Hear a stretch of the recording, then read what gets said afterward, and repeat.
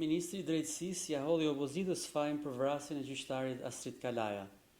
Turpin dhe përgjegjësinë e vrasjes në sallën e gjyqit të një gjykatësi, të cilën duhet ta mbante Ministria e Brendshme dhe ajo e Drejtësisë, institucionet me lidhje direkte në sektor, Lamallari, siç bën përherë qeveria, ku ai bën pjesë, e gjeti shpëtimin te fajin e Kasaliu. Dhe të bësh retorik, të mundosh të kapitalizosh politikisht, mi vrasë, është e rëndë. Akoma nuk janë bërë shtatat e para. Keni përgjegjësi. Nuk janë vetëm pionierët e Edit që e gjejnë fajin të doktori, por edhe veteranët e Arlindit. Edhe zonja mbahet fort tek fajin e Kasaliu, për ligjin 7501 kësaj here. Sali Berisha! Duhet statusin Sali Berisha!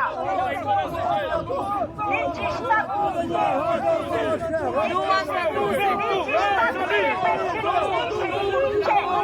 E pavërtet edhe kjo. Ligji është miratuar nga Ramizalia më 19 korrigjimi 1991, siç do ta shihni në dokumentin bashkëngjitur ku është firma e ish-presidentit, data, numri dhe titulli i ligjit në fjalë.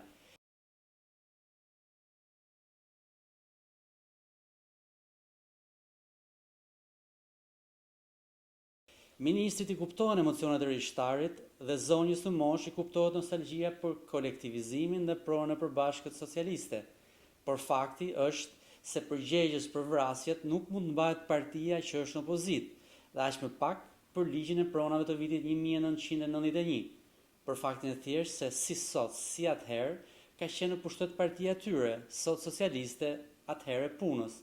Në fakt, ligji 7501, që shpesh citohet si burimi i gjithë këqijave, nuk ka të bëjë me pronat luksoze për të cilat luftohet sot dhe u jepen falas investitorëve strategjik nga shefi që aq shumë e emocionon Lamallarin. Ky ligj parashikonte shpërndarjen e tokës Ar, jo tokave në Bregdet, jo atyre në qytete. Pra, as ligji që ja faturojnë Berishës nuk e ka në fakt fajin për vrasjet dhe mosmarrveshjet për pronat. Ligji statusin!